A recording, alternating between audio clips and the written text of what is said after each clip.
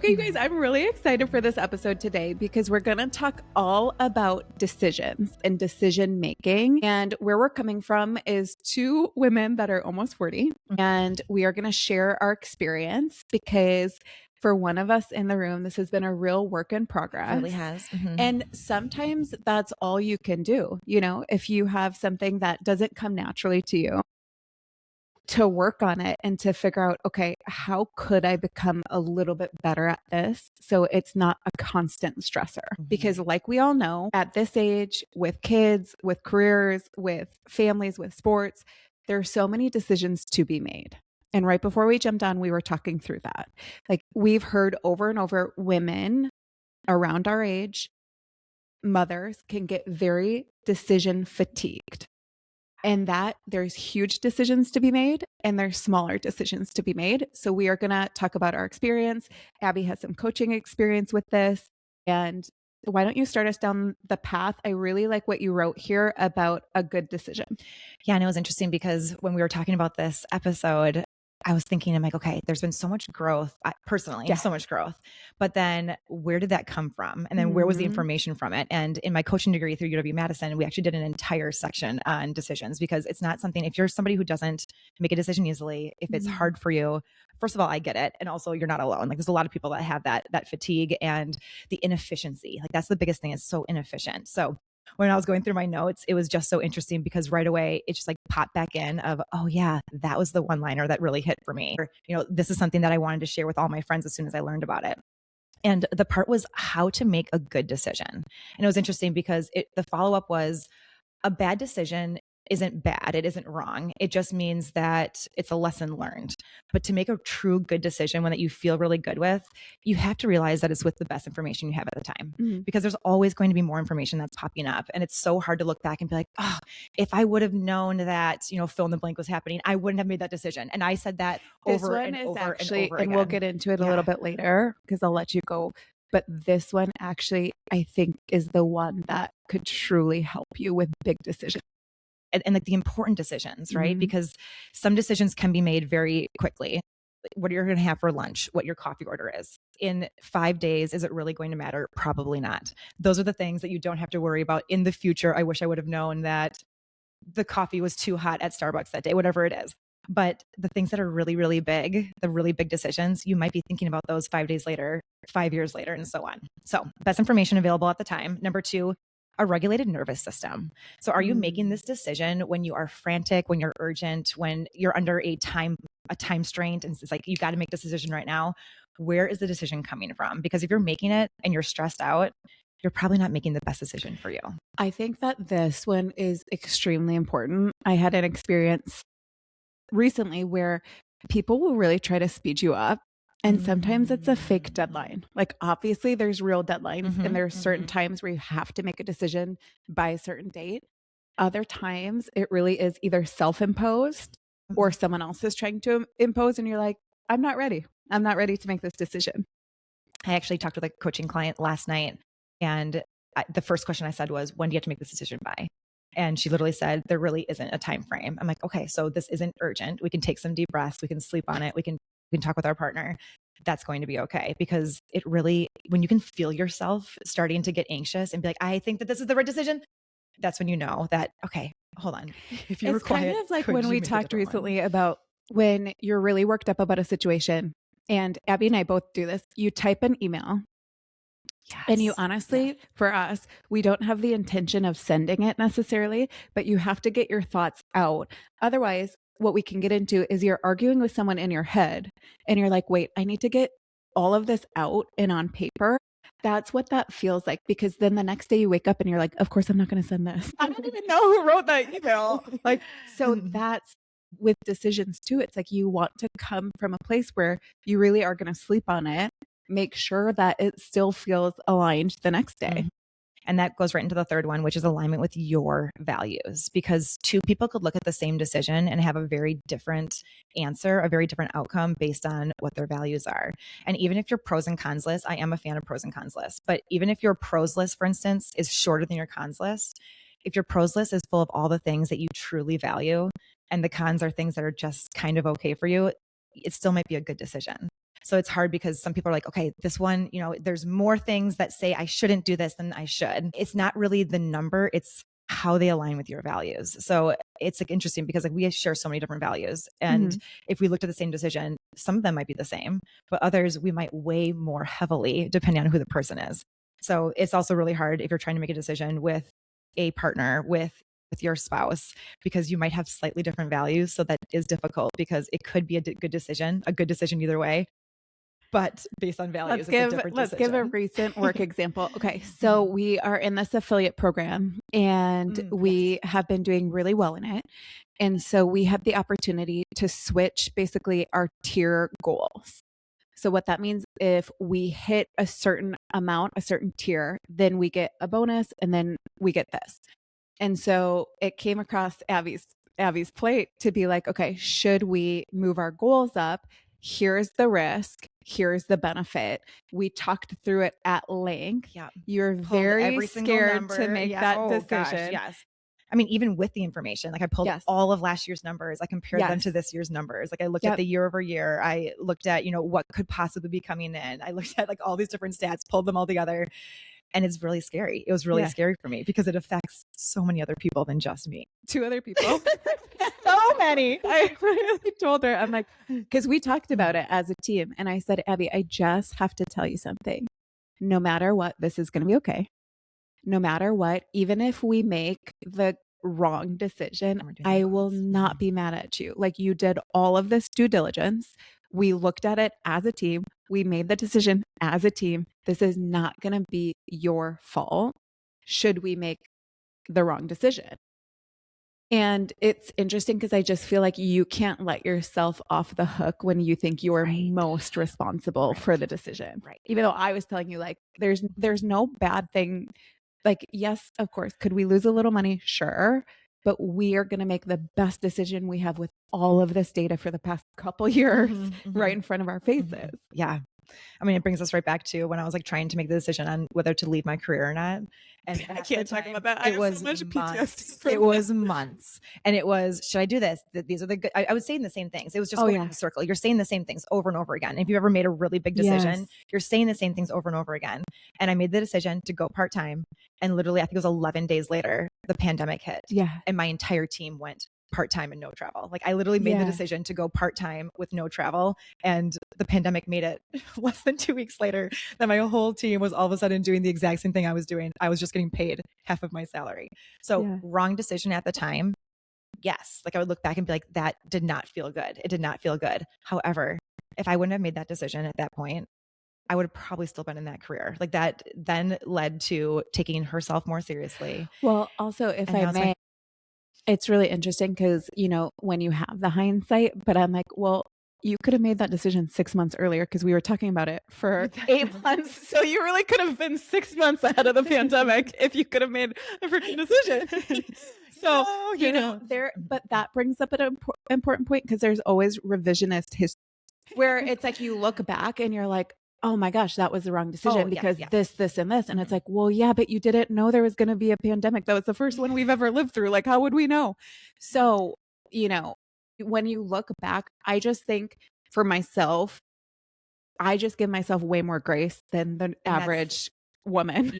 I know that Drew has said, I wish you were harder on yourself.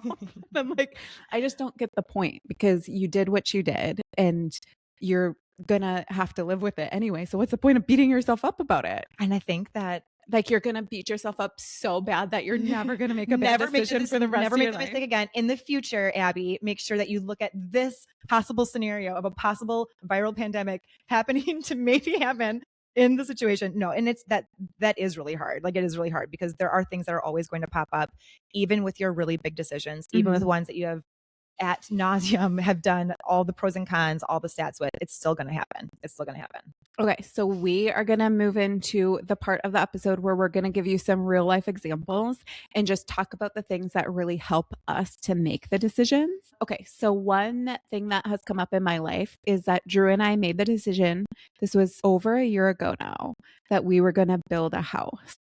And it's interesting because it was never something we really considered all that heavily until it was.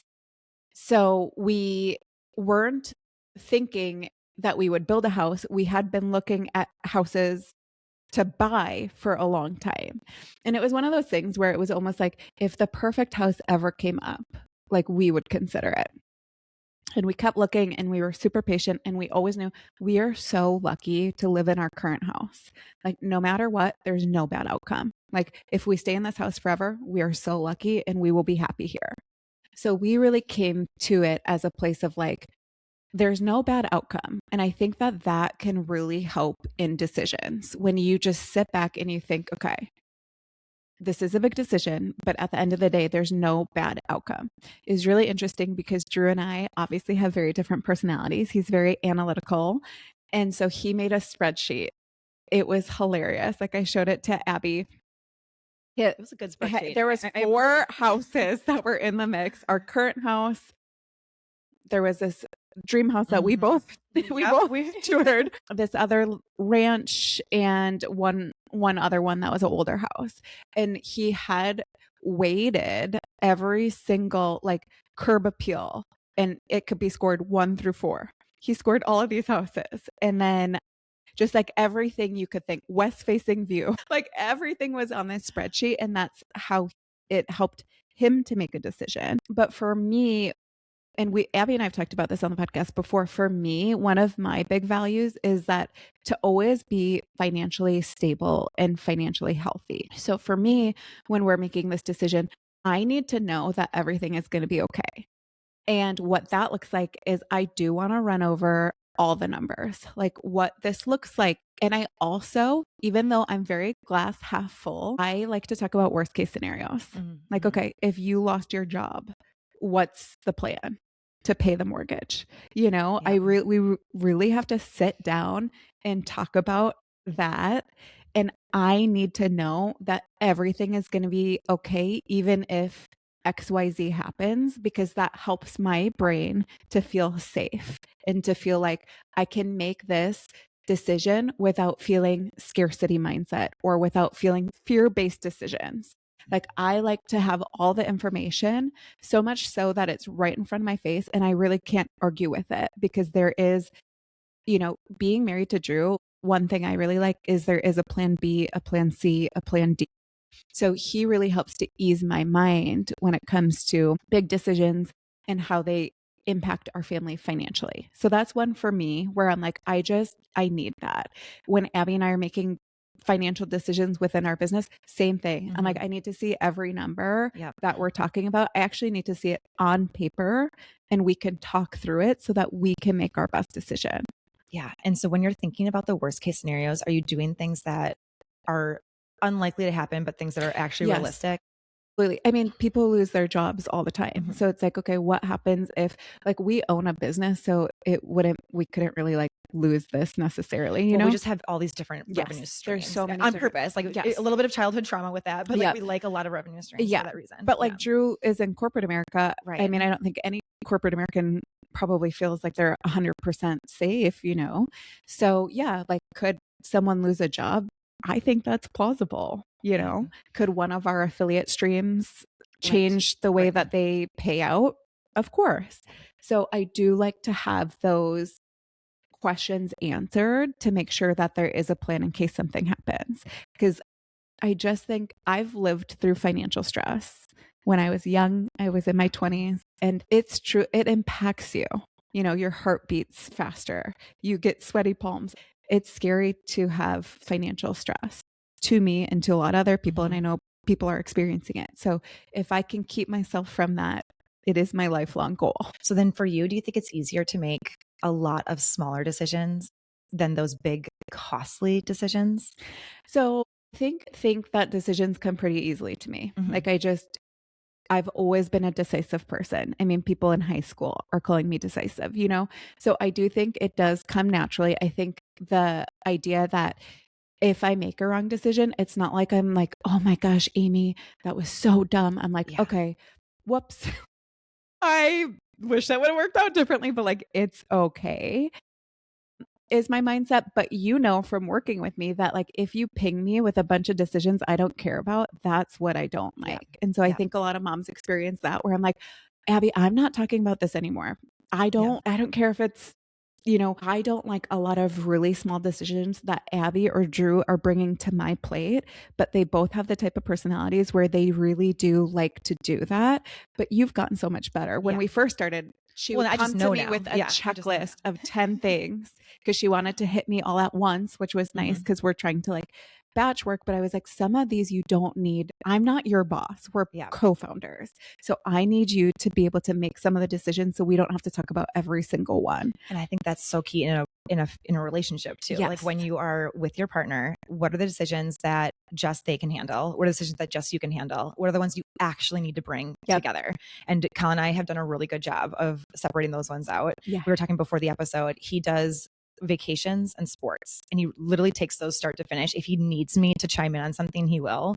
But those are the two things that he like really takes start to finish. I think it's hard because he like loves those things too. It's very easy for him. I would probably say less to both of those if it was up to me. So I think it's good because it actually gets us to do things. It's just hard because then there are so many small decisions every single day that I feel fall on my plate. And it's the who's going to pick up for carpool, who's going to fill up the milk money, who like is Lucy going to do announcements on this Wednesday or next Wednesday? When is the Star Student? Are you going to read this book for Star Student or this book for Star Student? And it's like all these like small things that just pop up. And a lot of it's because the email will come in. I'll read it first. I'll see the email first and they'll be like, okay, I need to respond to this right now. He won't get it for like 6 hours because he's not looking until he gets off of work. And so that is kind of hard. That part's hard. I also think it's difficult when moms get together with moms and they like make themselves the decision makers. Because with the sports, for instance, I'm like, I'm not part of this carpool line. Like if you guys want to do carpool, soccer moms, you got to get together with Colin because he's going to be the soccer dad and you guys can figure those things out together. But I'm usually the one right away first that they think about. Okay, this is really interesting. And I almost am wondering here, I think I've just come up with something. It could be totally off. Okay. It seems like because Lucy is a girl, the moms are like more involved in the planning. Could be way off, but for Max's basketball, the dads text each other, the dads plan the rides, the dads plan everything. Drew is a coach, so I do think that could be one differentiator, but Drew's texting with the neighbor, Drew's texting with our friends, Drew's texting with everyone about rides and everything like that. So I'm like, how did that happen that it's almost like frowned upon if you're not in the soccer mom group. Right. But here I am living my best life. I'm totally outside the basketball community, but I come and I have a good attitude. I say I'm a very good coach's wife. I'm talking with everyone at the games, but I'm not in the day in, day out communication. I don't know. That is interesting. I wonder if there is something there. Or is it the coach thing? Obviously, when you're the coach, you are the one communicating. Right. I don't know. Something to think about there. We don't know. But obviously our whole podcast, we've been huge on like gender roles don't have to belong to the person that they used to. In both of our relationships, like Drew has the strength of scheduling. I think you do have the strength of scheduling over Colin. Yes. So it's hard because you guys are trying to be very balanced, but sometimes you're not deferring to your strengths necessarily. Right. Because it is my strength. It does come naturally. I do enjoy it for the most part, but then it just gets to the point where it's too much. But also type A's too. I will say you guys do own a lot of strengths. And so sometimes like you even make funny Instagram content about like, I don't like when other people clean because you don't clean as good as I clean, but then I'm mad at you because you don't clean. So it's like, you guys do have a lot of strengths, which is great. That must be nice. Then how do we make it so that, because Abby and I were talking before the episode, it's like, what if your carpool system isn't perfect? Yes. This is a good thing. And your mental gymnastics doesn't have to be like, shoot, we should have a perfect system. It could be like, you know what? If no one gets left at practice, we're crushing it.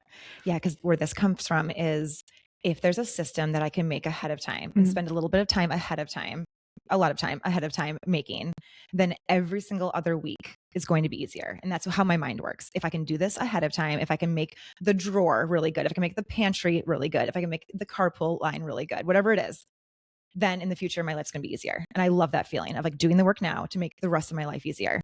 The issue is that life happens. And I don't like when life happens because I have a perfect plan A. I do have a plan B, plan C, plan D, but I love my plan A because I put so much time and effort into plan A. So when it doesn't happen, that's when it gets really, really frustrating. I think it'd be a really good experiment to see, okay, if I were to not have a perfect plan, would it go well? Would it go okay? Would it be something that we could actually do? Would I feel less anxiety? Because I think a lot of times it's the anxiety that comes up of like, what if someone's left at practice? Like, make sure you don't forget her, make sure you don't forget her, make sure you don't forget her. And you can say that for an hour and then you just wasted an hour because it's not part of like the Monday schedule of, Abby, you're always picking up on Monday. You're always picking up on Monday. And I think that my mind goes to, you are a lot better at not forgetting things than I am. And I've never left a kid at practice. And honestly, even if you did, it would all be okay. So, I mean, we try not to leave kids places, but like there's other parents, you know what I mean? There's other parents that would help. It's not like they would leave, would turn the lights off and the kid would sleep in the gym. I do think that with decisions, as somebody who has gotten better at it, but isn't perfect at it, I think there's a lot with the mistakes because it's the ability to forgive yourself with making a mistake that makes you try new things, that makes you say yes to a decision, even if you haven't thought of it, for far too long. I think that the ability to say it's okay if I make a mistake is the way that people can make better decisions. Well, yeah, you're too hard on yourself. I tell you that all the time. Very hard. Okay, let's get into it though. Yeah. What is talk about your evolution. What is still hard for you, what you have improved on and otherwise, because I do think there's a lot of women that are sitting in your. So here's a good example. So right now we're trying to figure out if we want to do a small change on our primary bathroom or a big change, AKA, do we want to just fix the caulk because we have a little leak, or do we want to fix all the tile and then maybe the bathroom mirrors and the cabinets and all the things? Anyway, we're trying to figure that out. And I keep on going back and forth on, do we want to? And with Patreon, you guys know like the behind the scenes of everything, but that's a big decision that we're trying to make right now. Instead of trying to think of the big decision of, do we completely remodel our bathroom or do we fix the caulk for $50? That's literally in my mind, the black or white thinking of we're either going to completely renovate this entire bathroom or we're going to do this tiny little fix. Instead, break it down to little things. The first thing I did was I called our tile guy and I said, when can you come over for a quote? Because that's an easy decision. Okay. I'm not making a decision, but I am making a decision to just move forward on something. We have to get a quote. Your father-in-law? Possibly. We're trying to go local if we can, because we don't want, my father-in-law does do tile. He's a retired tile setter. So he did say he would do it, but we're just trying to get a local quote if we can, just to make it a little bit easier. So I sent that text message and it felt really good because it just gets the ball rolling. And I think that making those small decisions also builds your confidence, because you can make that decision. You feel good about it because I'm not doing anything crazy right now. I'm making the decision on having a guy come over to figure out how much is it going to cost if I do this and how much is it going to cost if I do this. But it gets the ball rolling. And I think that that's the hardest thing with indecision. It's more concrete. Sometimes you're sitting there thinking like, how much is this going to cost? And you're just throwing out numbers. It's like, we're not for days and days and days. We have no idea what this is going to be. We got to ask someone. And so to gain confidence, because so much of decision making is also confidence in yourself to make the decision, but then confidence in, okay, if this doesn't go right, am I going to be okay with myself and actually forgive myself? So that's something that you can have momentum with, because being in the gray can be really, really tricky. Just living in indecision is so inefficient. It is a waste of time. It's a waste of energy. It doesn't actually move you anywhere.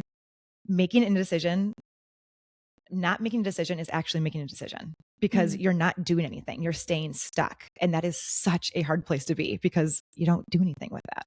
So if you're having a big decision and you're trying to figure it out, break it out into smaller decisions. What's the first thing that you can do just to get the ball rolling? Feel confident with that and then move on to the next step. I do like the question of, what would the version of me that actually trusts herself do? So if you are going back and forth and back and forth and back and forth, just getting calm, again, back to the nervous system regulation, take some deep breaths. If I fully trusted myself, what would I do? And if that answer pops up, the first one that pops up, weigh that one a little bit more heavily, because your inner dialogue is important. She doesn't steer you wrong often. Sometimes we can talk her out of things very, very easily, but if the first decision that comes up, weigh that one a little bit more heavily and actually think about it. Another good prompt is, if no one were judging you or watching you, what decision would you make? Because that's when you are actually making the decision and you're not crowdsourcing of what other people might like. Wait, let me ask a follow-up, because our brains work so differently. This is good though, because brains like Amy can understand and then brains like me. So here's the follow-up. We're like, wow, we're really different. Okay, so who would be judging and watching, for example, a bathroom. If you decided to redo your bathroom, like, is it an actual thought of someone would look at you and be like, why would you spend so much money on that bathroom? Is this an ugly bathroom? Like, that's the one. If like, Okay. why did they you pick it out? And I think that that's where I love your skill set, because you do have, where I don't have skill with some of the design parts, you do. And I weigh your decision very heavily on that. Like, if I made a bathroom and it was very ugly and you're like, oh, that's an ugly bathroom, I wouldn't like that. Okay. I wouldn't want you judging my would go, that's an ugly bathroom. But people, like random strangers on the internet, I do not care about that. Oh. I literally do not care about that. And I know some people do. Think about the high schooler friend that they haven't talked to in 20 years, still caring about what they're doing. I literally do not care about that. It's the people that are most important to me. It's the people that I value their opinion. If I did something and they're like, oof, either from a moral standpoint or from a style standpoint, which obviously those are two very, very different things, but like those are really important to me. Like I really do I like living in coordinated, pretty, organized things. It feels good to me. But the actual style of it is something that I have problems with. So I hire people, I consult with you, and those are decisions that I do crowdsource. I do ask other people on. That brings us to our next thing, and you're still going to go on here, is we've talked about this idea of when is it appropriate to bring other people into the decisions, and when do you have to weigh yourself and the person who you're making the decision with heavier. So for example, when Drew and I are making this decision of like, are we going to build a house? It really was him and I. You know, it's not like we didn't talk to anyone, but we didn't ask like, would you build a house? You know, it was really like, is this the right decision for us and our family? Now, you know, with big decisions, some other people like to ask a lot of other people. So where do you guys fall on that? The easy answer is, if I don't know if I want to do this. So if it's kind of a no, if the first instinct is no, that's when I start to crowdsource. It's when the confidence is so low and it's like, I don't think this is the right decision. That's when I start to crowdsource. And it's taken me, I mean, like even up until this week, I've really thought with so many decisions. And again, I keep on bringing up Patreon, but we just have like talked so much in Patreon about all these different decisions that we're making. If it's a no internally, I crowdsource to try to get someone to convince me otherwise. And I'm like, maybe somebody else will have because you want to make the other decision. No, because maybe they're bringing something to the table that I haven't thought of. Maybe they're bringing a unique perspective that I haven't seen before. I haven't had on my pros and cons and analytical list. Maybe they're bringing something that I don't know yet. And maybe that will steer my decision the other way. So if I ever have all of a sudden where I'm like, I want to start asking a whole bunch of people, I should just know now. And maybe this is a good prompt for you too. This probably is a no. If you're really needing other people's validation so much, it probably is a no. There are times when it is completely important to bring other people into your decisions. So one example that I used with Abby yesterday when we were planning this on a walk, for example, our realtor. We bought our first house with him. We bought our cabin with him. We've been personal friends with him for over a decade. I went to high school with his wife. Like, we really know this man. We know his family. We trust him implicitly. When we go to sell our house, it's his advice I'm taking. Now, I'm in the position where I do live an internet life. And so there's people that will be in my DMs saying, you don't need to do that. Why are you guys wasting your time? Why are you wasting your money? Why are you doing that? Because I put my faith in my realtor and his stager that he works with all the time. And they're the only two people beside Drew and I that are going to have a say. And when people write in, I know they have the best intention. Right. So I honestly don't care at all. I say, thank you so much. Or like, we have a trusted professional. Depends how they said it. And so that is an example. Or like our loan guy that we've used. He's our man. We trust him. We put our faith in this team and like, we're going to rock with them. So those are situations where they know more than I do about a certain thing. It's actually their profession to know, you know, their area of work. Same with our lymphatic drainage girl. It's like, I put my faith in other people.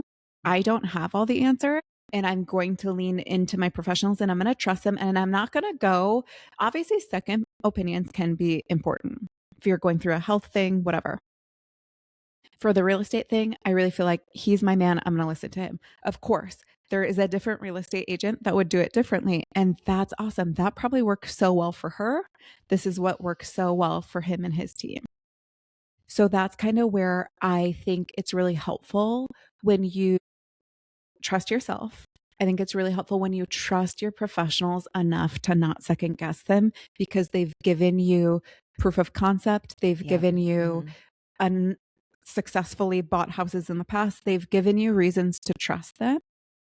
And so I don't go looking for reasons to have another realtor second guess their price or whatever it is. Well, that's the hardest part is that every expert, every professional, they're going to have some things that are different. Like not everyone has the same opinion. So if they align with your values, if you've trusted them in the past, if, you know, close friends of yours have trusted them, if you start to crowdsource even professionals, too many therapists, too many real estate people, it's going to get different answers. You're going to start getting different answers and that gets really confusing. And trust really is built. And so Kyle and Drew and I have been together for 12 years. And obviously we haven't like, it's not like we're constantly buying real estate, but we've kind of always been in touch because we've been looking at houses since 2020. He never tried to force us into one of those houses. He's really one time we made a offer on a house and they didn't accept the first offer, but we knew we could get an accepted offer. And I got cold feet and I backed out. And I told them the reasons why. And he said, Amy, you know what? Totally valid. Like, I totally hear what you're saying. And just to give the to not pressure someone, because obviously that would have been a really nice paycheck for him. You know, that builds my trust, for example. So work with your professionals. I always say that. The internet is one thing.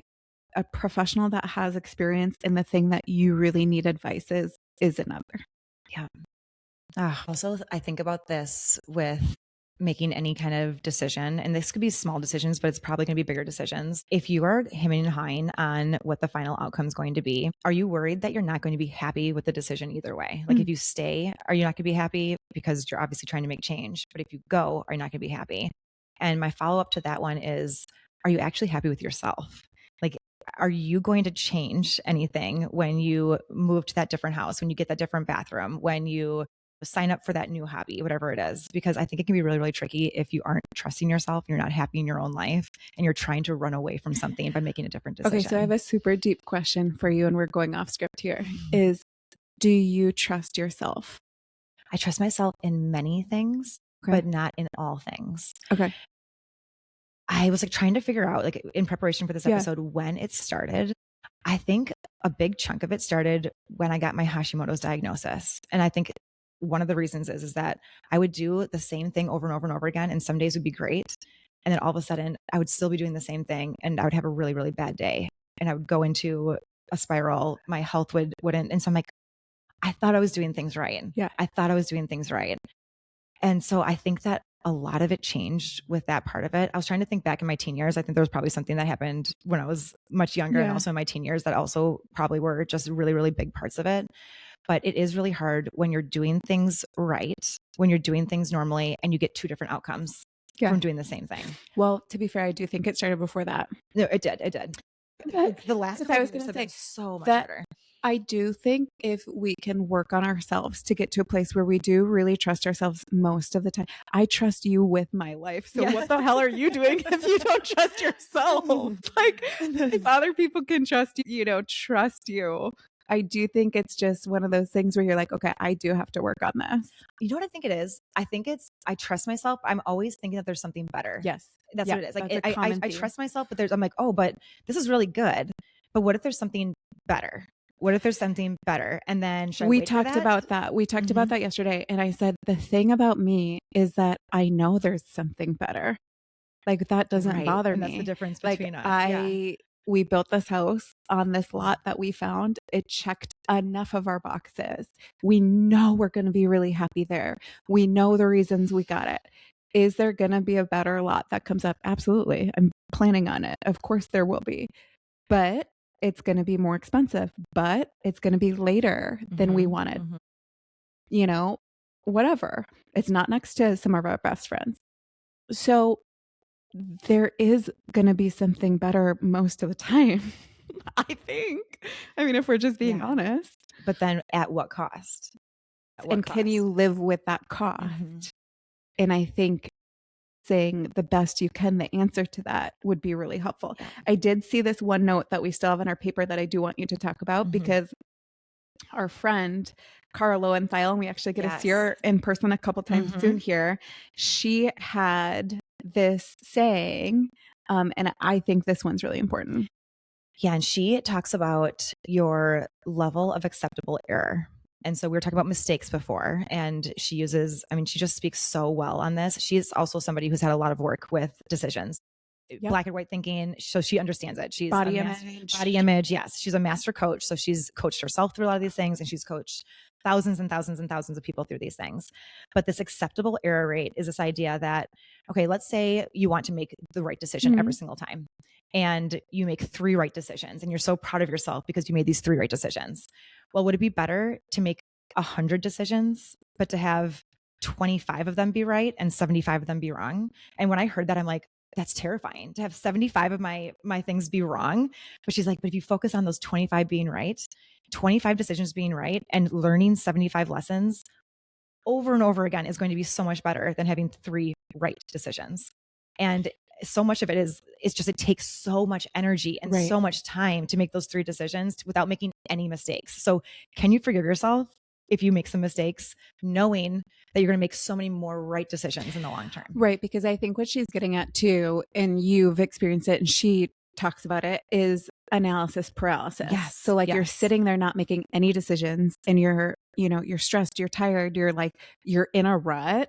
And so she's saying you kind of got to get in the game to be able to even make a right decision, let alone like multiple right decisions. I really like to listen to her podcast when I'm like in a little funk. Yes. If I'm like a little blue, I don't know if this will work for you, but I go listen to her podcast because it just really helps my mind.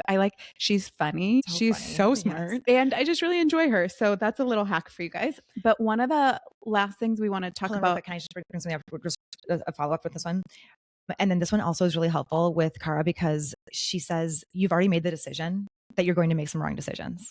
And so it's so much easier to forgive yourself because you already said, I'm going to make some mistakes. So it's part of it. It's part of the puzzle that you're already going to make mistakes. Yeah. And you can forgive yourself a lot more easily. I just think it's so wild because for a lot of decisions, it's like, I just think that people make the stakes higher than they are.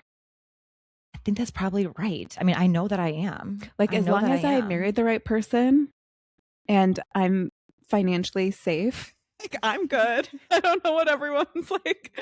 My list is a little bit longer. Like I have great friends, and my kids are somewhat manageable and healthy. I feel like that's good. I mean, come on, guys. Okay, so real quick, because I did see this note too. The sports and vacation thing is so interesting to my brain. For me, and you might be so different. Vacations are very important.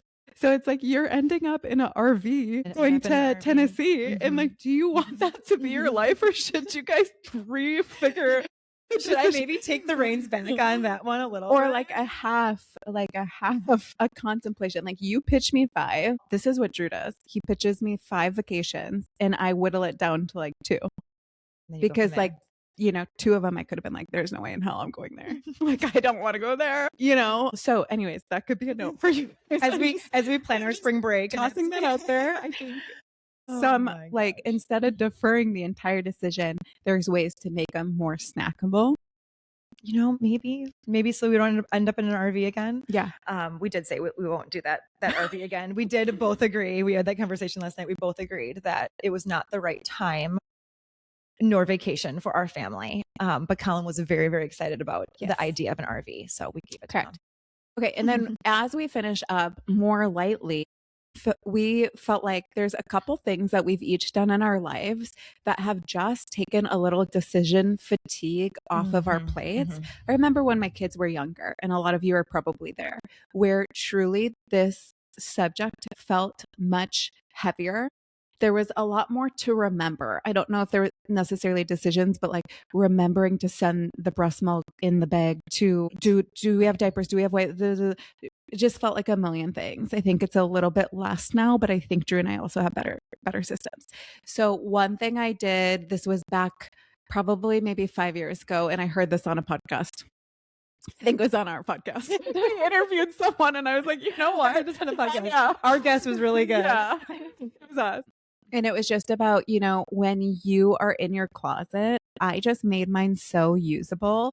So Abby's been in my closet a lot lately. I have 2 piles of leggings and pants that I wear on an everyday basis.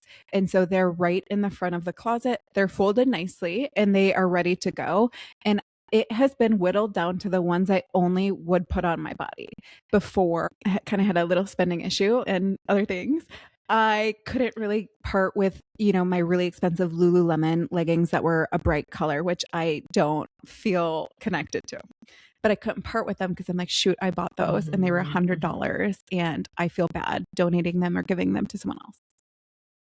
I kind of just had to figure out how to deal with that. Like I sold them at garage sales. I gave them to my neighbor. I'm like happy that they are with someone that wants them more than I do, because now only the things that I wear, I can't pull out a pair of leggings that I wouldn't put on because only the ones that I live in are there.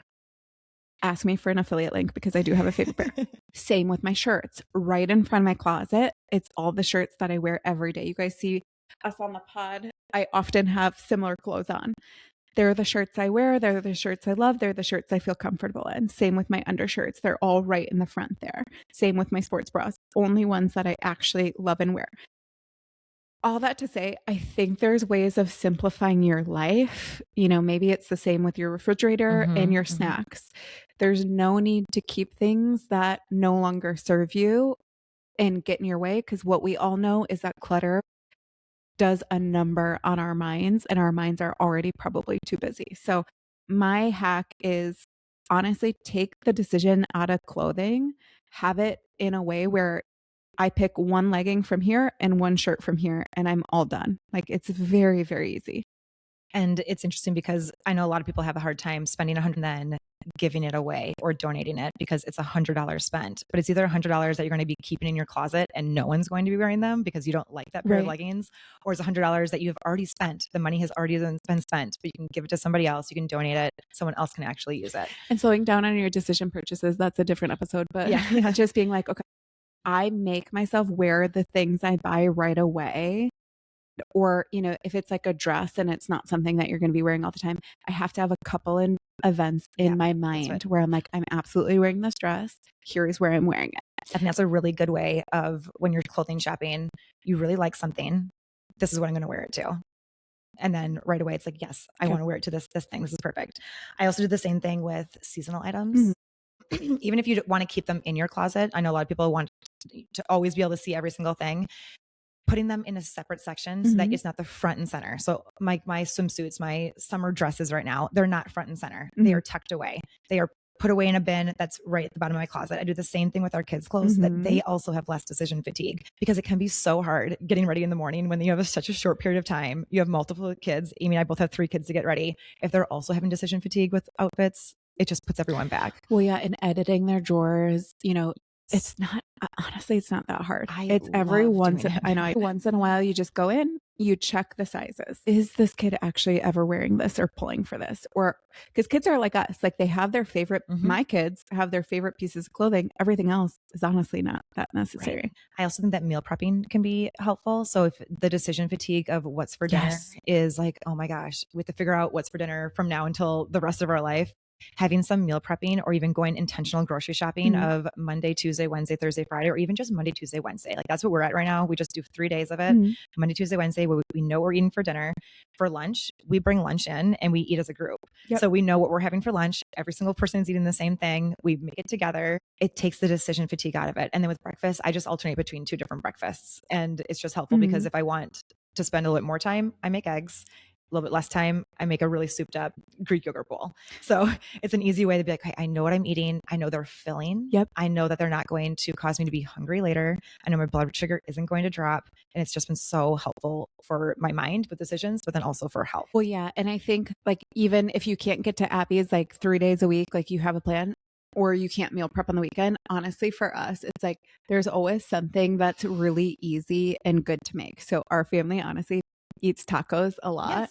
Yes. Taco bowls is super simple. The kids love it. They don't get sick of it. So it's like, that's my backup plan. Like if Drew can't make dinner or whatever's happening, it's like, just have like 2 easy meals that you always have on hand, because it just does make life a lot easier. It really does. Well, good, guys. Well, hopefully you can make some good luck with your decisions. Tell us what you found helpful, and we are cheering for you guys to trust yourself.